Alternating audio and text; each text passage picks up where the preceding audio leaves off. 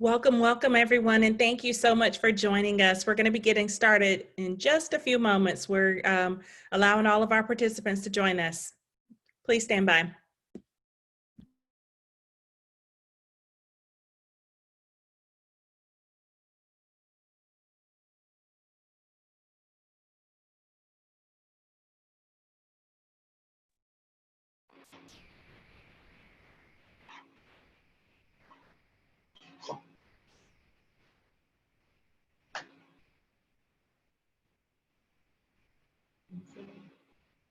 Can you hear me? Yes, hi Brenda, thank you so much for being here.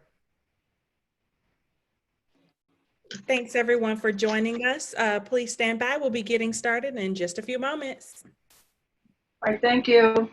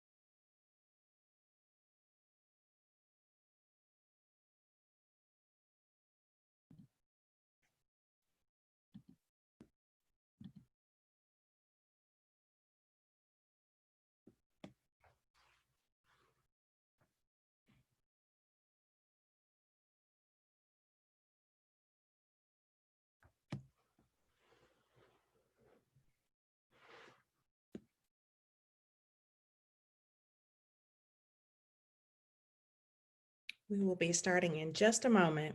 Thanks so much for everyone's patience. We appreciate you being here tonight.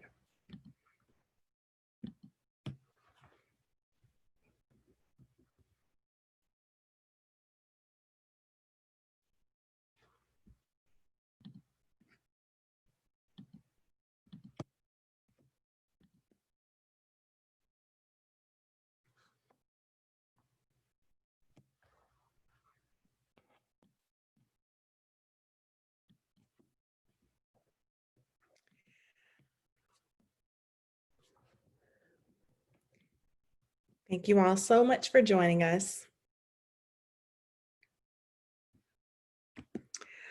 All right, hello everyone, and thanks to those who are tuning in live here on Zoom and Facebook. I want to welcome you to the District 5 School Board Candidate Forum.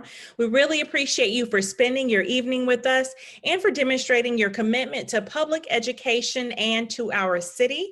My name is Rachel Tutwiler Fortune, and I am the president of the Jacksonville Public Education Fund. JPEF is an independent nonprofit that's working to close the opportunity gap here in Duval County by connecting education leaders with research-based best practices. I'm joined by my journalist co-moderator tonight, Lynn Jones, a native of Detroit. Lynn has more than 20 years of experience in journalism in Jacksonville, and she currently serves in a variety of roles at the Jacksonville Free Press. First published in September of 1986, the Jacksonville Free Press is now recognized as a major link to the African American community. Lynn, thank you so much for co-moderating with us tonight. Thank you. How are you today? Good, good. We really appreciate you being here. No problem. Our candidates for this evening are Warren Jones and Brenda Ann Jordan, who you will be hearing from shortly. As a reminder, District 5 represents the schools in Northwest Jacksonville and the Westside. You can see a map of this district here. It's also available on our website at jaxpef.org/schoolboard. Before we begin, I just want to share our ground rules for this evening. For the candidates who were able to join us, we will start with brief introductions. Each candidate will have 2 minutes to introduce themselves, and we will do that in alphabetical order. Then we'll transition to the question portion of the evening. We will alter the order of respondents so that each candidate has the same opportunity to be first to answer. Each candidate will have 1 minute to answer each question and 30 seconds for a clarification if they choose when they are mentioned by another candidate. To keep us on track this evening, both during the introduction and the Q&A portion of the program, my colleague Myra will show a warning card when you have 15 seconds left for your introduction or your response. And she will show another warning card for you to please end your sentence. And then she will turn off your microphone when your time is over. In order to get to as many questions as possible, we ask you to please keep in mind the time limits. To ensure fairness to all candidates, it is important for JPEF to support you in adhering to the time limits as well. Our questions have been sourced in collaboration between JPEF staff and our journalist moderator, with some additional questions coming from our organizational partners. We'll take some time to answer questions from those who are tuning in live. So please feel free to submit your questions in the chat function on Zoom or in the comment section on Facebook. We will do our very, very best to get to as many questions as possible, but please know that we may not be able to get to all of the questions. At the end of the forum, each candidate will have 2 minutes to make closing remarks. Brenda has informed us that she does have another commitment this evening, so she'll only be able to join us for the first hour, and we will provide her a chance to make closing remarks before she leaves. And after that, we will provide Warren a chance to answer remaining audience questions until we reach the number that we have asked in other forums. Some topics on the agenda for you to look out this evening include the school reopening and COVID-19, the role of the school board, the half penny for public schools, equity in the Black Lives Matter movement, teacher retention, and parent caregiver engagement. We also want to remind you of some very important election information before we begin. The primary election will be held on Tuesday, August the 18th, with early voting from August the 3rd through the 16th. You still have time to sign up for a mail ballot if you wish to do so. You can do that at duvalelections.com up to 10 days before the election. If no school board candidate receives 50% of the vote during the primary in any of these races, there will be a runoff between the top 2 candidates in November, and the general election will be held on November the 3rd with early voting from October the 19th through November the 1st. We also want to let you know that you will be voting on the half penny for public schools, which would fund school building upgrades across the county. We will have a community mobilization call on July the 23rd at 6 p.m. If you'd like to learn more, we invite you to go to our website, jaxpef.org/vote. Before we dig in this evening, I want to sincerely thank the candidates for participating this evening. We really appreciate both of you. School board elections provide the community with an important opportunity to engage in the public education system, and we're very grateful the candidates have taken time tonight to speak directly to voters, and we thank you for your interest in public service as well. I also want to thank Lynn Jones, our journalist co-moderator this evening. We're truly grateful to you, Lynn, and we're also grateful to Channel 4 for streaming this program on their website. So thank you so very much. With that, we will go ahead and get started with introductions, starting with Warren Jones and then Brenda Ann Jordan. Please introduce yourself in 2 minutes or less. Thank you, Rachel. Appreciate the opportunity to thank JPEP for being such an outstanding partner with the Duval County School Board and the school district. My name is Warren A. Jones. I currently serve as the chairperson of the Duval County School Board. I've served on the school board for the last 3.5 years. We've done a lot of great things.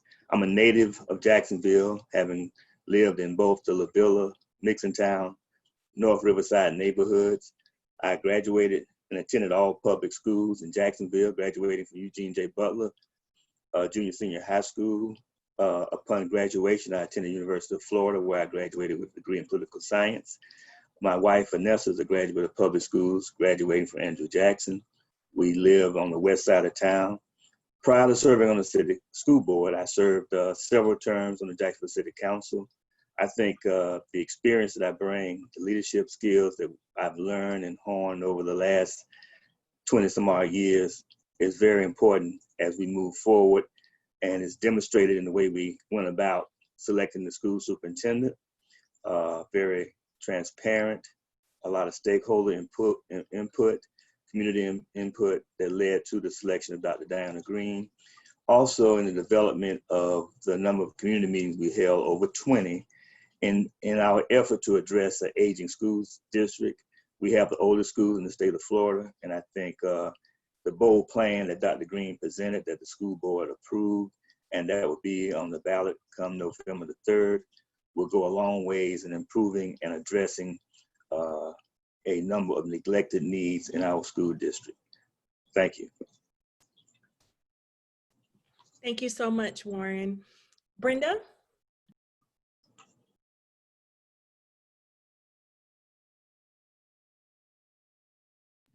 Brenda, I believe you're on mute. You'll have to unmute yourself first. I get my 2 minutes, so it's already started. Okay. My name is Brenda Ann Jordan. Thank you so much for having me here tonight for the forum. I'm sorry I can't stay the whole time, but a little bit about me. I am a candidate for Duval County Public School District 5. I am the New Vision. Why you say New Vision? I am a veteran teacher, 20 years, lifelong partner with Duval County Public Schools that range from being a student, a parent, an educator, an advocate, and for my colleagues, parents, students throughout Duval County Public School District 5. There have been a plethora of questions and issues as we're being taxpayers that has been brought to my attention of what can I do if elected as Duval County Public School for District 5. I have a wealth of resource, a wealth of a team of people that will help. I just got to have the people to believe in me, to let them know I'm here. My name is Brenda Ann Jordan. I'm here to provide a service. I'm here to help Duval County Public School District 5, as well as all schools, be the best that it can be and continue the momentum in Duval County Public School being prevalent and throughout all lives, from the parents, students, and communities. Excellent. Thank you so much, Brenda. Now we will turn it over to our questions, and I'll hand it over to you, Lynn, for the first two. Okay, all right, let's get started. We're going to start with the issue on everyone's minds. Reopening schools next month amid rising cases of COVID-19 in Duval County. Now remember, yesterday, Duval School Superintendent Diana Green presented a final version of the district's back to school plan, which featured modifications, including a mask requirement and a full-time Duval homeroom option for all grade levels. Still, plans are in place for each grade level to have an in-person schooling option with a range from 5 days per week to 2, depending on the grade. Now, the question is, Brenda and Warren, starting with you, Brenda, do you agree or disagree with the new version of Duval School's back to school plan? What do you suggest be done differently if you were a school board member? Well, first thing I would do, we can put the plan out there for the people to see, for everyone to get involved, but it's up to the parent to determine whether that child go to school or not. And because of the COVID-19, what I would do is, again, offer flexibility for the parents, because parents are the reason why we have a job. If the parents decide to say, okay, well, y'all gonna force us to reopen the schools, then we're gonna take actions, which they are beginning to do so. So in order to offset that, I do have a plan that will create special features for Duval County Public School to get the parents momentum to buy back into going through addressing this COVID-19 together, setting up zone features. So my goal is to, my goal is to make sure, okay.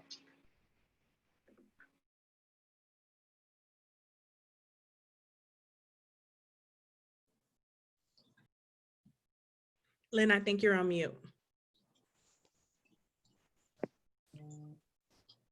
Warren Jones? Did you Yes. understand the question? Yes, the superintendent has presented, I think, a very comprehensive, thoughtful plan. We've discussed it at length, probably over 15 hours during the last 2 weeks. You have three groups of parents. You have parents who want their kids back in school because they feel like that, and we all know that's the best way to learn is face-to-face. You have parents who want the kids back in school, but they're concerned about the COVID-19 and that having an impact on their lives. If the kid brings it home and the parent or the kid is sick, then the parent still can't go to work. Then you have parents who, for whatever reason, don't want to take a chance, don't want their kids back in school. I think the choices that Dr. Green has outlined in the 10 reopening seconds. provides options for all three of those types of parents, those who want face-to-face education, those who want Duval homeroom, and those who want the kids to remain home. I'm set. Okay. All right, now let's go on to question number 2. Question number 2. Some of the school board members' most important constituents are parents. How would you help reach the families of students who have dropped off the radar since school closed in spring? Families who speak a language other than English, living in poverty, who are homeless, grandparents, etc. Talk to me. Ms. Thank you. Warren, you want to take that one for me first, Yes. please? Mhm. Yes, thank you. That's very important. I think we have a great staff. We have outstanding principals. We have a number of principals who've already taken that task on. They have gone out, visit with the students, try to reach the students. They've had drive-bys where they drive by the home to honk the horns to say, come back to school when school opens. We also have social workers who can reach out to those students who are homeless, those students who, for whatever reason, you can't get in touch with. We have to find them. We have to get them back in school so that once school reopens, day 1, August the 10th, we need to ensure that as many students as possible. We have social workers who speak more than one language, who can reach out to our Hispanic and Asian American communities, immigrant communities.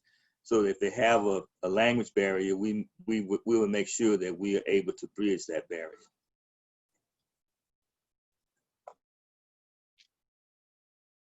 All right, Ms. Brenda, did you understand the question?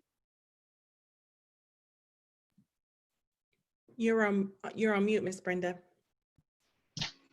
I prefer networking with advertisement of social media, Zoom conferences like we're doing right now to get the community involved, community forums, invite the parents like we're doing live streaming now to let them know that we are here to provide the service to your student and welcome them back and saying we're going to get through this together. Words of encouragement.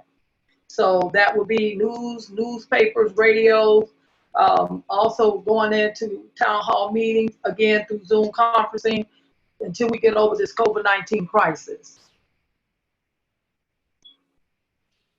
Excellent. Well, thank you both so much for your thoughts and response to those questions. Now we're going to turn to the issue of race. We're living through a transformational moment right now with the Black Lives Matter movement. Students are expressing themselves on the issues like racism and equality.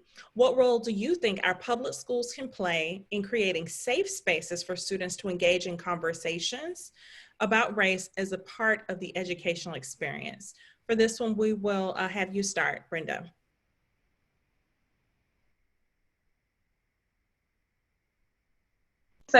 Of any curriculum that we have. So students can share and embrace their uniqueness with one another. And that could be as far as doing daily cultural activities, or cultural awareness to let them know to celebrate each other's differences. It's just not all about race. It could be about traditions, barriers, breaking down biasness, just beginning to understand one another. It's a learning process. And I think it should be implemented and running rampant and transparent throughout the curriculum. Thank you. Warren, what role do you think our public schools can play in creating safe spaces for students to engage in these conversations? Sure, we have what we call Wellness Wednesdays for help with the mental health aspect of the growth of our students. I think we need to look at implementing a Trusting Tuesday, where we take an hour, a half a day to let students talk about race and the impact that it plays, has played in their lives, their parents' lives. I think understanding and having that dialogue, sitting around the table, in small groups, is beneficial. I think I've always thought that was important. As council member, we started the World of Nations, and students now go to World of Nations, where we celebrate our diversity, understanding the cultural differences that we have in our community. I think that's very important. I think the school board can be a leader in that area, making sure that not only our students, but the community embrace and understand the differences that we all share. Well, thank you both so much. Now, we also know that we have made significant progress in Duval County. And though we do still have persistent disparities by race in our schools, including for student discipline, access to gifted and advanced courses, and educational outcomes. Warren, starting with you first this time, what do you think DCPS has done well, and what remains to be done? Thank you. We've certainly, the graduation rate is a prime example of what we've done well. When I just got elected, I think the graduation rate was like 79%. We moved that to 86.5. I think having those graduation coaches in all the high schools has paid tremendous dividends, and will continue to pay dividends. Hopefully we can get to 90%. We have one of the highest graduation rates we have the highest graduation rate of any of the big 7 schools. What we need to work on is ensuring that more students and students of color are involved in our advanced placement courses. I think that's important. We need to test. We are testing all second graders for the gifted program, because we found out that we can increase the minority population in the gifted program by testing all second graders, because some students have hidden gifts that the teacher may not recognize. So by testing all second graders, we pick up that small group of students who may have slipped through the cracks. Thank you. Thank you. Brenda, what do you think DCPS has done well, and what remains to be done when you think about the disparities by race that we still see in our schools? Well, I would say DCPS is making slow progress in minority students being enrolled in advanced classes. And that's stemming from the curriculum that's in place that is not diversely sound for minority students. And that's why we're creating the low participation in the results, where there are low performing classes, advanced classes, and general education classes, specifically in the area of Duval County District 5 schools. So that's very problematic. So I'm glad that the accolades are there for graduation, but it needs to increase more in District 5.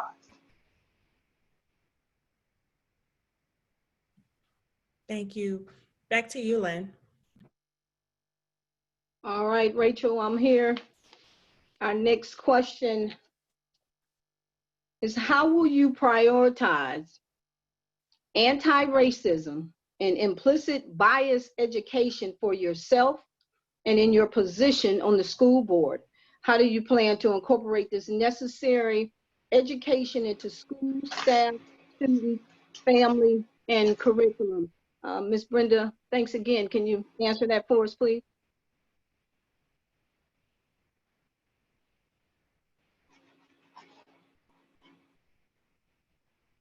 Ms. Brenda? I think you turn your mute. You need to unmute. It looks like her screen may be frozen.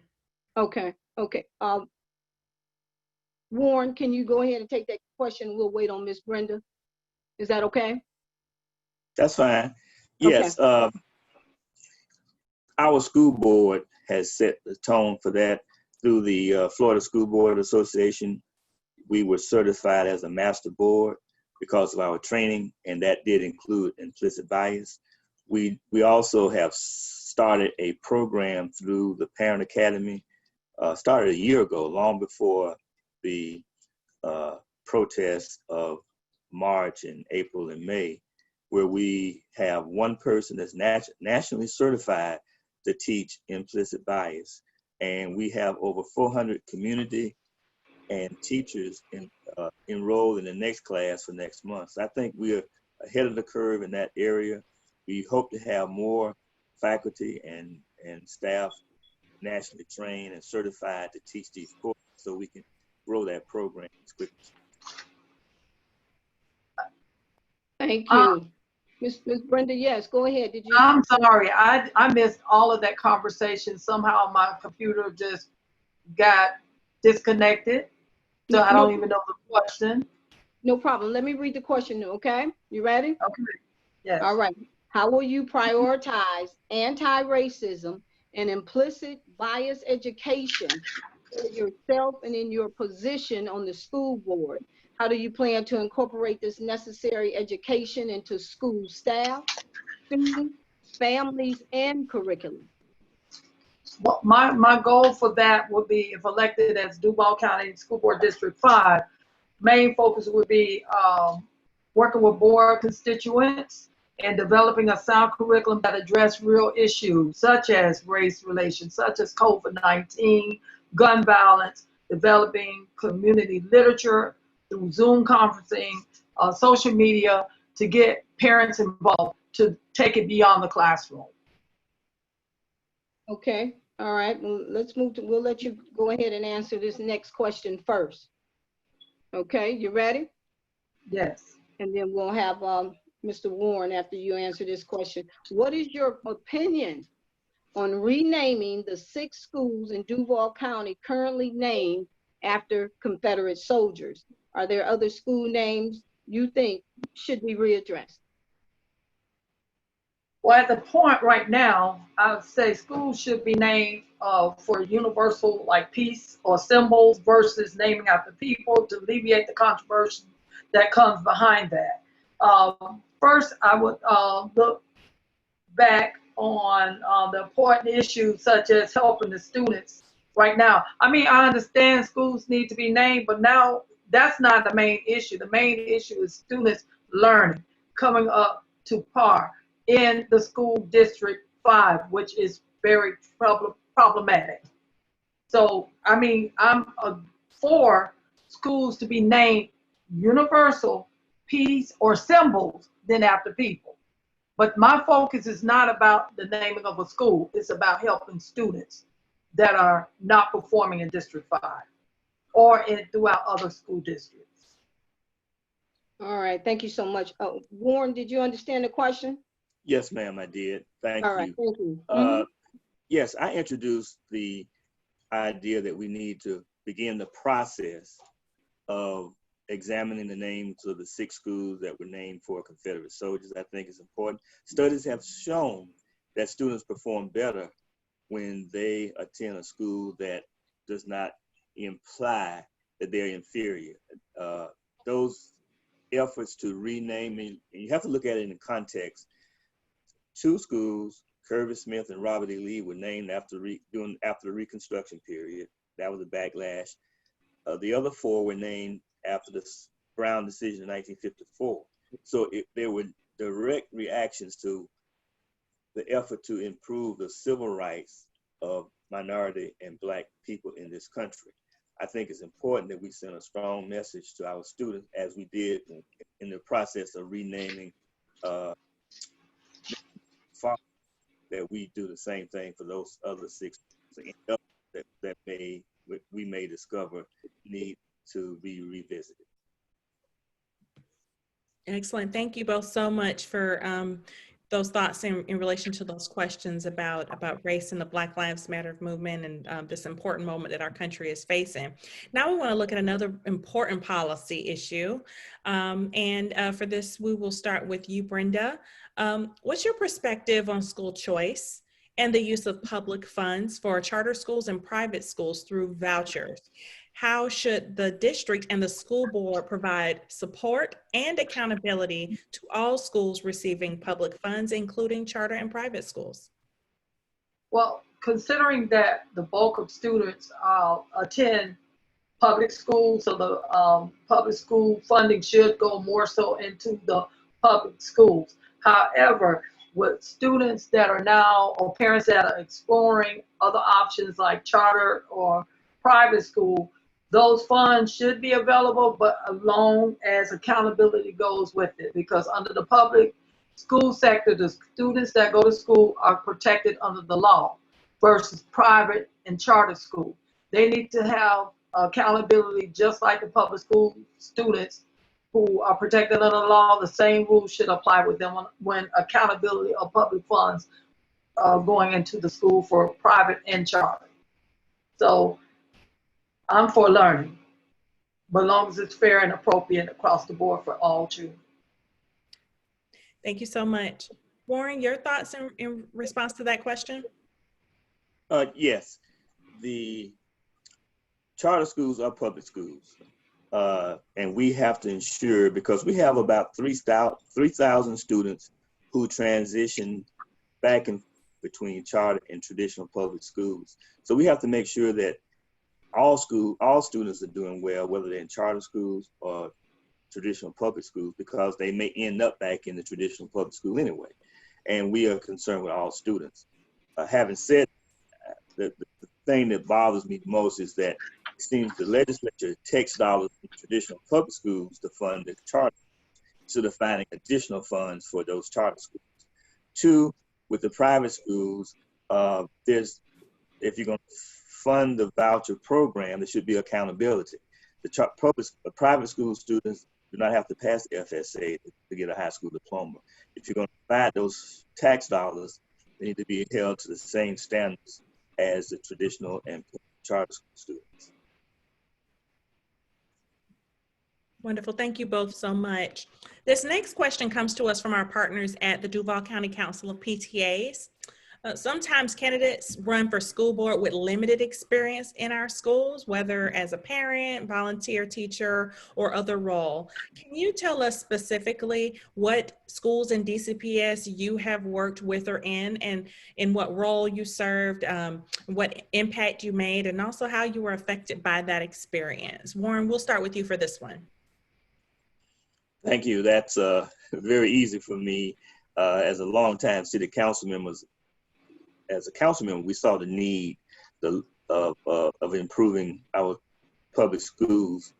And once we had funds, I partnered with the principals and the faculty and the parents at several elementary schools, at Livingston, Susie Talbert, San Jose Elementary, several elementary schools, to replace their aging playground equipment so the kids would have a safe place to play. And it also provided a public service in those days, because after school was closed, the community could use those equipment.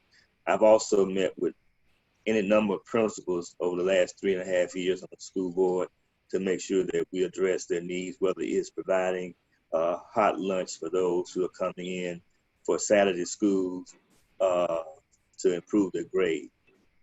Thank you. Thank you so much. Brenda, you want to share about your connection to schools and the impact that it's had on you? Absolutely. As a 20-year veteran teacher, I've had experience in working with extreme behaviors to hard-staffed schools. I've worked at San Jose Elementary, Lakeshore Middle, Rutledge Pearson, Palm Avenue, Northwest Middle School. I did that when I first got into teaching back in the early 90s as a sub. So from that point, I have had leadership roles such as chairman of school advisory, served as a Duval Teacher Union representative, as an alternate, as well as representation. I've also been a Florida teacher delegate, one that was selected for the candidate for Duval County superintendent. I was mentioned with that. I've had experience from outside of teaching with the mental health, of working with adults and students that were paranoid, schizophrenic, manic depressive, bipolar. I've done that. And I have a report of resources that can help the whole family. I target the whole child, not just. Wonderful. Thank you so much. Back to you, Lynn. All right, Ms. Rachel. Now this question is from another partner, the NAACP Jacksonville. branch, one of JPF's partner organizations. Let's get right on to this question. Ms. Brenda, if you can answer this one for us first. What does community engagement mean to you? Why is it important, and how would you achieve it as a board member for your district? They are asking the candidates to please share what type of activities you will implement to keep your constituents knowledgeable of the DCPS policy, programs, and goals. Ms. Brenda? Okay, community engagement, exactly what it means, all hands on deck. You have to have a team. You have to have the people to buy into how to make a difference in the community or in schools and businesses that plays a part in the structure of community engagement. So the activities would be providing community literature, having Zoom conferences or resources out there for parents, for students, letting them buy into what they would like to see happen in their community or in the business. It's uplifting, building better communities in schools. And my goal would be providing those activities within a monthly basis, sometimes weekly basis, town hall meetings, with CDC procedures in place, or some conferencing until we live this COVID-19. I have a plethora of information I would like to do and share, but until that happens, or me being in the seat, I'm willing to share more in depth. All right, thank you so much. Mr. Warren, did you understand the question? Yes, ma'am. First of all, let me say that as a school board member, we represent the entire county and not just one area or town. Policies that we set are for the entire district, not for one area, for the entire school district. And community engagement is very important. You can't be an effective representative unless you hear from the people that you represent, and that's always critically important. I think a good example of that is when we had over 20 community meetings to hear from our community on how to improve and rebuild the aging schools that we have. We had over 20 community meetings. We went to the CPAC meetings to make sure that they were informed. We met with the NAACP. We met with JPL. Community engagement is critically important to make sure that our parents, students, and all stakeholders are involved and informed on what we're doing as a district, get their input so that we can make better decisions for our students who we are there to represent. All right, thank you so much. Thank you. Now this next question, which we all know, there's always been a teacher in everyone's life that just really motivated you. And this question here states, research shows that teachers are the number one most important factor in our schools for student learning. Just about now. But the question is, data shows fewer young people are pursuing education careers, and that approximately 50% of teachers leave Duval County Public Schools within the first 5 years. We also know that a diverse teaching workforce can improve outcomes for students, and our teacher workforce isn't as diverse as our student body. What can DCPS do to recruit and retain a high quality and diverse teaching force? Mr. Warren? Sure, thank you. We have several efforts at play today based on research to recruit and retain high-performing teachers. Professional development is critically important. Having an ongoing, sustainable, effective professional development, I think, is important to keep teachers from resigning early. I happened to have taught for 1 year, didn't get the kind of support I needed, so I'm here on the school board. But professional development is one. We have programs in place now to teachers who lose their certification because they can't have trouble passing the knowledge test. We have programs to assist them in paying that additional fee, giving them classes to help them. If you're teaching English and you haven't had math in 20 years, why should you have to pass a general knowledge test in that area? The same thing would apply if you're teaching math, why should you have to pass the English portion? But that's a state requirement, and we have programs in place to try to retain and keep as many teachers as we can. Wonderful. Thank you both so much. Now we're going to pivot a little bit and talk about another important issue. The 2019 Youth Risk Behavior Survey showed that Duval County students are experiencing bullying. They're considering or attempting suicide and are doing drugs more than the state average. How would you prioritize budget dollars for programs for mental health for students, especially post the coronavirus? Brenda, your thoughts on that first? You're on mute. Also, I don't think we got Ms. Brenda to answer that last question on about, Oh, okay. yeah, so she, Okay. yeah. Brenda, the you're on question- mute. She has to answer the #1 most important factors in our school. Yes. I think she's trying to unmute herself. Okay. Well, can you repeat that? Because I got confused because I was getting ready to answer on the mental health, but go back to the question about teacher recruitment. Let me just, don't worry about the question. I'll just go ahead and say it.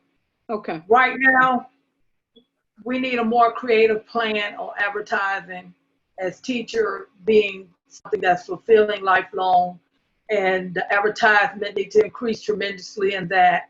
Another situation, I would say, I've asked a lot of my colleagues about teaching, and they said that the momentum is not there, that the teachers are not valued. And I'm speaking as a veteran teacher. There are times that we are overworked, underpaid, and not acknowledged more.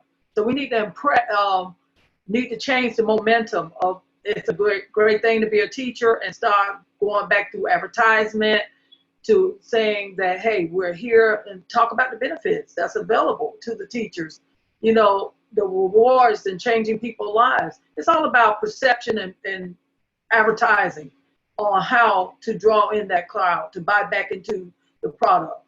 So my thing would be, again, increase areas for advertising. It's not there, it's not sound. Awesome. Thank you so much, Ms. Brenda. And then next we will pivot to that question on mental health. Just curious, based on the fact that we do see that Duval County students are experiencing bullying, considering or attempting suicide, and doing drugs more than the state average. How would you prioritize dollars for mental health for students, particularly, after the coronavirus pandemic? Well, my thing on that would be the rating system that's in place right now to address if a kid is qualified for mental health or not is problematic, because there's cases of extreme mental health, and then there's cases of minor mental health. I say team up more with these partners that are out there, like Northwest Behavioral Health Service, Child Guidance, MHRC, Mental Health Centers of Jacksonville, Mental Health Resource Center, River Region. Partner up with these people to allocate them, to bring them in under the umbrella of the budget. So if we can't help them, we can put the right resources in place to target and work as a team in helping that individual child. We don't have the manpower to accommodate the mental health. It's a big umbrella. Thank you so much. Warren, your thoughts on how to prioritize budget dollars for programs for mental health for students, particularly after coronavirus? Yes, I think that the bigger challenge we face with mental health is not so much additional dollars, but it's getting parents to sign off so the student can receive the assistance they need. Oftentimes, a parent, a teacher or a counselor will request mental health counseling for a student, but because of the HIPAA laws, if the parent does not grant that, then they cannot receive the assistance. And so many times we've seen that time and time again. How do we get the help to the student? We see the need. We know the child needs the help, but because the parent doesn't want the stigma on the child that something mentally wrong with my child, so he doesn't need or she doesn't need mental health counseling. A number of students can benefit from that. They act up in class. They act up in other ways that show that they need the assistance. But unless the parent is willing to grant the district to permit this counseling, then we can't perform it. Wonderful. Thank you so much. I And do before a rebuttal. I'm sorry, can I get a rebuttal in 30 seconds? Sorry.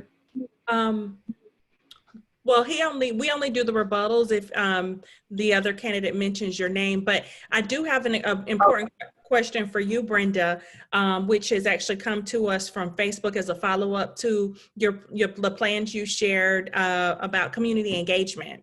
And before I turn it back to Lynn, I was going to raise that follow-up question for you. The stakeholder who's reached out from Facebook would like to know how you plan to build the relationships that are needed for your community engagement plan. It's simple. Meeting the people where they are, going to them and meeting them where they are. Town hall meetings, letting the people know what I can do, what research and literature and all I have, and building my momentum with them, building an alliance with them to let them know I'm for all communities, for the betterment for Jacksonville, Florida.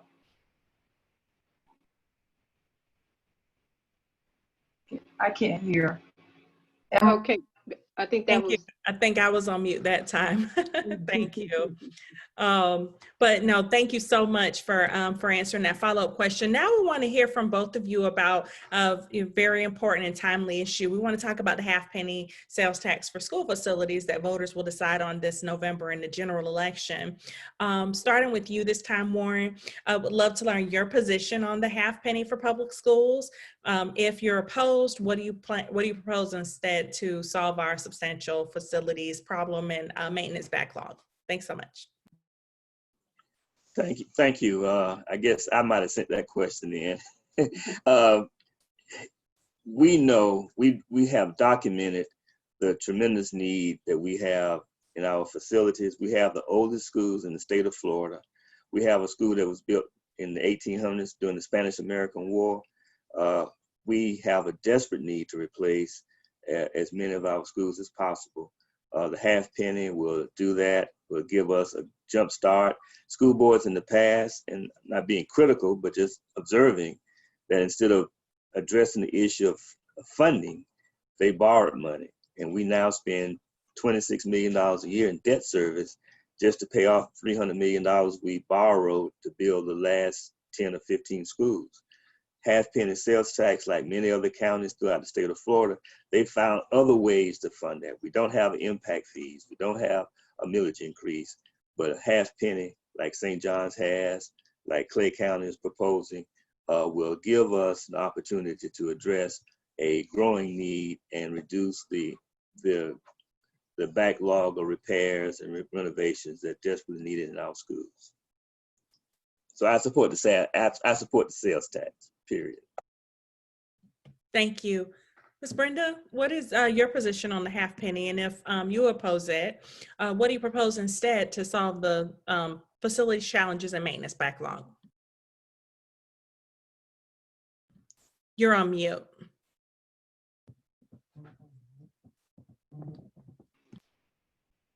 Okay.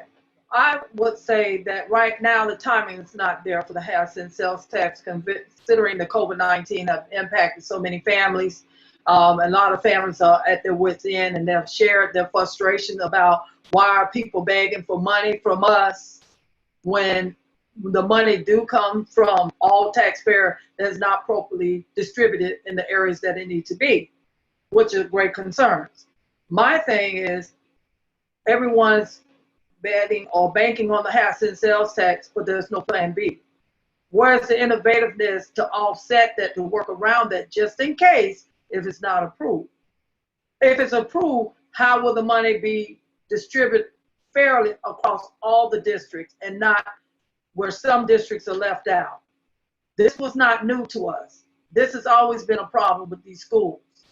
So when coming in as a school board district 5 person on that seat, automatically that should have been right then top priority and not just now. That's something that's always been there, been problematic. So where's the innovativeness to address that? So yes, I'm against that absent sales tax because again, this is a voters. Your people paying for something when they. Right. And I just wanted to quickly, for the part B of that question, Ms. Brenda, just what you propose instead to solve the substantial facilities problem and maintenance backlog.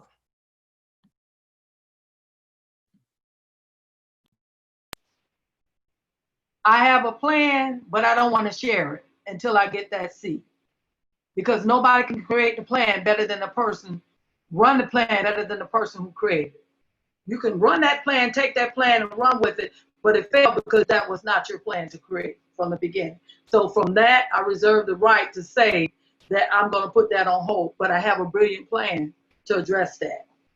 Okay, thank you so much. Back to you, Lynn. Okay, doke. All right, Miss Rachel. This last question, I think we'll do this last question, and we have some audience questions for Brenda and Warren. Should the halfpenny pass, what's your approach on how schools should be prioritized to receive upgrades first within your district? For example, should it be by age, by neighborhood, or by grade? Brenda, go ahead. I would say I'm going to take off those labels. Put the money across the board wherever it's needed. And as a plan, while those schools are being worked on, virtual learning should take place. This is the perfect opportunity to do those upgrades on those schools. But again, innovativeness. I feel like it's wrong to try to get money from people when you never put a plan B in place to show. Do the SWOT analysis. Show how you can find the money to do what you need to do, a temporary until this passes sense or whatever. Have a plan B in place. There's no plan B. Everybody's wishing have sense to pass. I'm done with that. Sorry. I got like 5 more minutes too before I can log off. Oh, okay. Well, Mr. Warren, if you can answer that question, and then we'll get one more quick from the audience before Miss Brenda has to leave, please. Thank you. Quickly, the plan B is to continue to do what we've done, and that is spend $500,000 a year. I mean, $500,000 a month in maintaining our aging schools. I think the plan is well thought out. It's been vetted, and like I said, over 20 community meetings that were held throughout this county, multiple meetings at different locations to get community input and buy-in, and we've gotten that. I mean, the plan that was presented has been changed and modified based on that community input. And we are addressing the real needs. We're directing those dollars at the true needs of this community based on the engineering study that was done 3 years ago by Jacobs Engineering. They did a facilities condition index on every school in the district. And of the 160 schools, we identified those who had the greatest need, and that's where we put in the dollars, on the greatest need, and that's the priority. All right, Brenda and Warren, thank you so much. Listen, I'm going to repeat this, Ms. Brenda, I know you have to leave. Let me go ahead and get these 2 questions in, if you can answer right quick. And then Warren, the number 1 from our audience is, what is the number 1 hindrance to closing the achievement gap between Black and white students? What do you propose to close it? And are there particular schools that cause you the most concern? How will you address these? Brenda? My goal for the achievement gap, the closure is, again, we have built data on skewed data, on a cultural, on a Western cultural curriculum that does not fit for all people. Create a sound, diverse curriculum that address all ethnicities, cultural inclusiveness, to close the achievement gap, to put it back on the level playing field. Number 2, for schools that are problematic, when you look at the schools in the communities that go hand in hand. Kids do not like to see going to a school that is not up to par like everyone else. So on that remedy, put virtual learning in place while those schools are being put up to speed, so the kids can have, you know, something positive to look at or think about when they go into the school, and when teachers provide the safe and nurturing learning for the students. So my thing is curriculum, get your plan B in place, innovative creativeness that will help those students and the parents and the communities with the winning situation. But it starts with learning. Learning builds character. And Warren, just before you respond to those questions, we actually, just looking at the hour, wanted to make sure, Brenda, if you wanted to offer any closing remarks, because we know you have to leave right at 7. We wanted to make sure we gave 2 minutes for you to do so. Thank you so much. Okay, I would like to share and say this. On the new vision for Duval County Public School District 5, I have a plan, a very creative plan that will make a difference in all Duval County Public Schools, but more so in District 5. My thing is this: same choice equals same results. Put change in the equation to change the results. On the new vision, I have a polished plan. I have a team of people that's willing to work with me beyond Jacksonville, that are watching Jacksonville and me as we speak. So my goal is put me in the seat and I'll show you how we can take Duval County Public School as District 5 is one of the best places to live in Jacksonville, Florida. And that's my cue, and thank you for the time in the Zoom conference. Awesome. Thank you so much for taking the time to join us and to share with the voters. We really appreciate it. Thank you. Have a great night, everyone. Thank you. Have a good night. Be safe. Be safe. And then, Lynn, I don't know if you want to restate those questions for Warren. Sure. Warren, you can take the one at a time. This one was, what is the #1 hindrance to closing the achievement gap between Black and white students? What do you propose to close it? The achievement gap. Warren, you're on mute. Okay, thank you. Mm-hmm. Yes, we've made progress in closing the achievement gap among all subgroups. We can do more, we need to do more. One of the challenges and one of the strategies that has worked best is having reading and math interventionists who work with small groups of students of 3 to 5. That has really moved the needle in the achievement gap. We almost doubled the number of A schools once we had the funding to have reading and math interventionists in all of our schools, especially the turnaround schools. We need more of that. We need additional funding. We've even tried to get outside funding to make sure that we could have that reading interventions or reading coach, because literacy is a big hindrance. The first 3 years of your life, you learn to read. The rest of the time, you read to learn. So we need to make sure that those students are reading at grade level by 3rd grade, not 3 years old. Thank you. All right. Thank you so much. Now, this next question, are there particular schools that cause you the most concern, and how will you address these? Yes, the schools that cause me the most concerns are those turnaround schools, those schools that have a D grade. I met with each one of the principals in my district who had a D grade to make sure that we could move them to a C or B. The goal was to get them all to a B. You shoot for the moon, if you land on the star, you still made progress, you had a turnaround. Unfortunately, because of the coronavirus and school, students never went back after spring break. We don't know how much progress we would have made. The year before, we reduced the number of turnaround schools from 32 to 21. So we were on pace to get that down even lower, but we were not able to. Schools were not graded this year. Hopefully, working with the principals and Dr. Green and her leadership team has provided the tremendous support to those principals. And whatever they need, we make sure they have it, and we find the funds to make sure that they have the staff and support team to move those students from where they are now to proficiency. Wonderful. Thank you so much. And if anyone is just tuning in now on Facebook or Zoom, just want to let you know, Brenda and Jordan did join us for the first hour, but recently had to log off for another appointment.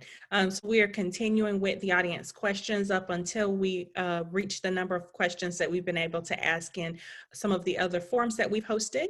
And with that, Warren, one question that came to us via Zoom is, what do you think the school board is doing well? Thank you. There are a number of areas that the school board is doing well. One is the graduation rate. We moved from 79% graduation rate to 86.5 in 3.5 years. I think that's great. I think we might have even done better this last school year had we not had the year interrupted. Two, people don't realize we are less than a half a percentage point, less than 4 points from being a school district. And that's a heck of a commitment and accomplishment for a district of our size with the diverse and socioeconomic issues that we have in Duval County. So I'm very proud of those two accomplishments and look forward to continuing that work in the next 4 years to make sure we get to A. I thought we would have gotten it this year. I'm confident we would have based on the preliminary test scores, but I'm confident that next school year, assuming we all get back to school next year, that we will have that A grade that we solely desire to have. Awesome, thank you so much. And this next question actually came to us both from Facebook and Zoom. How do you feel we can best protect teachers and outside providers that are required to return to the schools? I think this is in response to the schools reopening in the pandemic. Yes, and that's a major concern. I think some teachers feel like they're kind of the forgotten personnel that's going into the schools, but we've been very proactive in making sure that we had the face masks we ordered. We took a lot of criticism for buying them so early, but we did, and now other districts are having trouble getting them by the time school starts. So we have the face masks, we have the shields, we have both we have the gloves for teachers. We have the personal protection equipment that our teachers and other staff people would need to make sure they remain safe when they're in the school environment.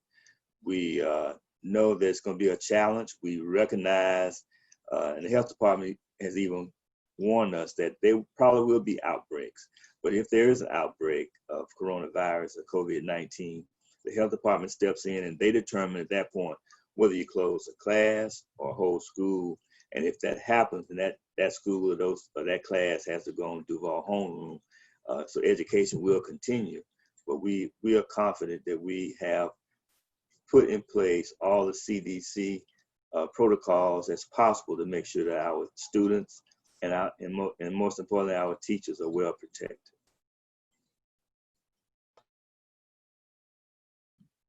Wonderful, thank you so much. This next question came to us from Facebook based on responses to previous questions. How can a school board member hold charter schools accountable for the usage of funding that they receive as well as their academic standards? Well, the academic standards, charter schools are graded just like traditional public schools. They are public school, and so they do receive a grade. But when you look at the landscape of charter schools versus traditional public schools, you find that most of them on scale are not outperforming our neighborhood schools. When you look at the schools around the charter schools, they're not outperforming. We have to hold them accountable, and it's difficult financially because the state requires that you share those dollars with the charter schools. The initial proposal that Dr. Green presented would have allowed us to give $37 million to charter schools over 15 years. Keep in mind that the vast majority of charter schools have opened in the last 10 years. So certainly the need, we have some of our best performing schools, Stanton, Paxson, Douglas Anderson, James Weldon Johnson. Those schools all were built in the mid-50s. They're 60, 70 years old, and we need to replace those. We should not neglect them just because they're doing well, but we also know that students perform better when they have a better learning environment. But yeah, we're doing all we can. State law controls how we treat the charter schools, and therefore we're very limited in our ability to hold them fully accountable. Thank you. And I'll ask just one more question that came to us from Zoom and then turn it over to Lynn. How do you feel about the school district working with nonprofits to provide support services for students? Again, one of our listeners from Zoom asked that question. There's been a long-standing relationship with nonprofits. The work that we do, we could not do what we do without our nonprofits, after-school programs. I'm not going to call any names because we have so many partners that really provide the success that our students need, the support that our students need to be successful. We have great partners. JPEP is one of those partners. I would call you out since we're hosting this forum. But we have a number of outstanding partners that provide the support that the school district could not deliver on its own. They're able to tap into dollars that we cannot always tap into. They're able to get grants that help support our students in after-school programs, in tutoring, in mental health and social behavior. We have such great partners, and I can't imagine where the school district would be if it were not for our outstanding supportive partners. Thank you. Lynn? Yes, Rachel. Now, I don't have another question. What question I have is about the COVID-19. Now, you have your plan in place. Now, what if a lot of the students do not come to school? What if that first day, half of the district does not come to school? How do you address that? Well, we're asking parents to make a decision by July the 24th on whether they want in-person or Duval homeroom or virtual. And hopefully by then, right after that, we will know how many students will be in school on day one, how many will be at home doing Duval virtual, and how many have opted to withdraw and become a part of the Duval virtual school. So hopefully we'll know and we can adjust accordingly. We have teachers that are compromised, and we want to make sure that they have the ability to teach and teach safely. But we're prepared, and this, everybody wants to answer. And I ask people to just be patient. We're doing the best we can. Things change. We had a plan that was presented last month now that we thought we were going to adopt. The Education Commissioner said that all schools should be open 5 days a week. We're asking now for a bridge to implement the plan that Dr. Green had originally presented, at least until the day after Labor Day, until we can see the impact of the 20,000 folks who are coming to town for the Republican National Convention and the impact that would have on the spread, the community spread of coronavirus. Our numbers are still going up, so we have to be concerned about that. And we're the only county in the state of the 67 counties that will have 20,000 folks in town for 3 days or 4 or 5. We don't know how many that could add to the community spread. Okay, thank you for that. Now, to get that information out to Duval County about the schools, you said virtual school or in-person school. How are you disseminating that information out to the county? Sure, emails are being sent to all the parents. It's placed on the Facebook. You can go to the website, duvalschools.org, to see the different options. I put it on my Facebook page this morning. One of our school board members tweeted it out this morning.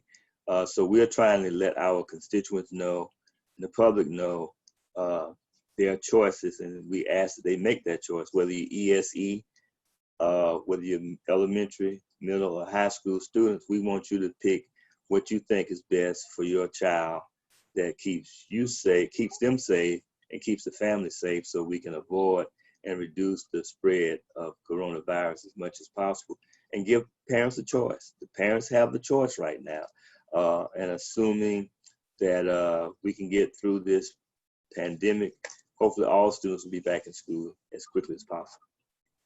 No doubt, no doubt, hopefully. Now we have a couple questions from the audience here, and this one is from Facebook. Knowing that the majority of students in the schools are non-white, should the demographics of the school board represent the demographics of the students in the district? That's an interesting question. We need to, you know, there needs to be some outreach done to make sure that more minorities are running for these seats so that the school board can reflect the demographics of our students. That's up to the voters. We have two minorities on the school board now, Black. Sometimes they're male, sometimes they're female, but you know, that's up to the voters, and you can't increase that minority representation unless you have candidates, minority quality candidates who have a minority background, who are willing to take the chance of running and spending the time and money it takes to try to win one of these seats. All right. Just have one more from Facebook for you. You will be the official policy-making body for all education related issues with DCPS. Are there any policies that you plan to challenge or introduce if elected? Policies that I plan? Well,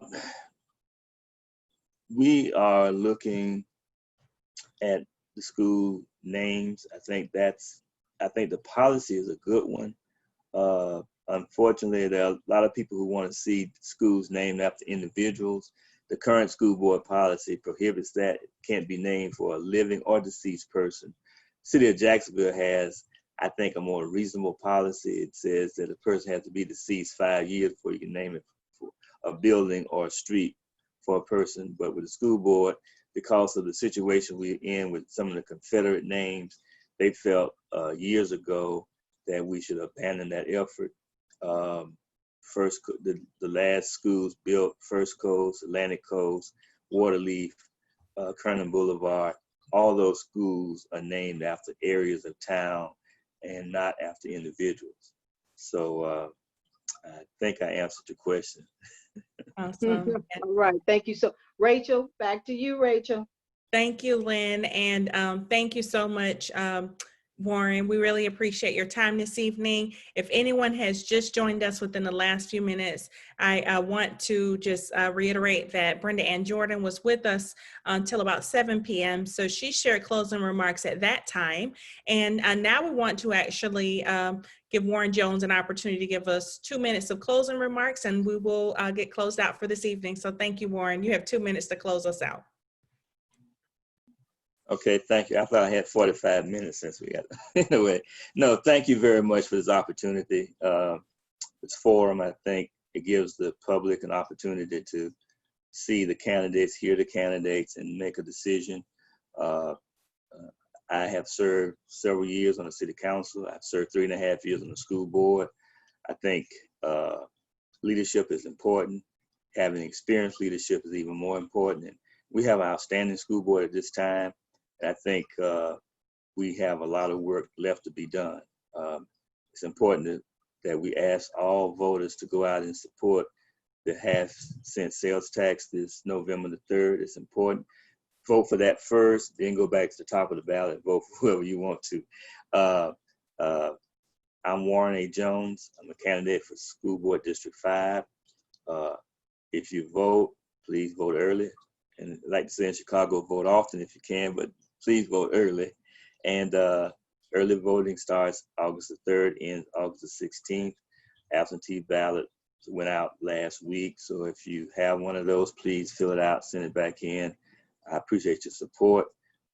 We have a lot of work to do, and we will get that A in the next school year as soon as the grades come out. Thank you for this opportunity, and stay safe and wear your mask. Thank you. And on behalf of the Jacksonville Public Education Fund, I just want to thank both candidates for participating in this important community forum tonight. I also want to thank Ms. Lynn Jones of the Jacksonville Free Press for co-moderating with me tonight. It has truly been a pleasure. And just a reminder, a recording of this event is available right now on our Facebook page at facebook.com/JaxPep. To all the attendees who took the time to log on, I want to remind you again of the importance of voting this election. Kids cannot vote, but you can, and our city's children are counting on you, the adults, to elect one of these candidates to represent them at DCPS. As was just stated, early voting is August 3rd through the 16th, and the primary election is August the 18th. Thank you so much again for joining us this evening. Have a good night.